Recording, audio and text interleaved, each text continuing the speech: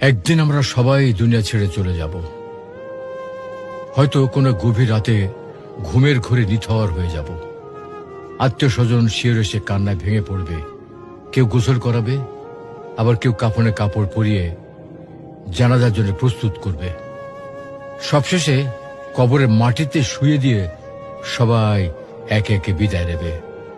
তখন আমি থাকবো একা, আর আমার সঙ্গে কি থাকবে? সঙ্গে থাকবে শুধু আমার আমল। কবরের অন্ধকারে মুনকার নাকির এসে প্রশ্ন করবে, তোমার রব কে?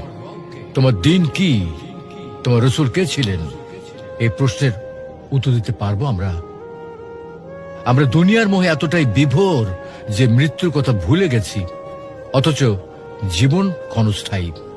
আজই সময়ে প্রস্তুতি নেওয়ার, নিয়মিত সালাত আদায়, আল্লাহকে স্মরণ এবং পাপ থেকে দূরে থাকা, আর এগুলি হচ্ছে আমাদের কবরের সঙ্গী।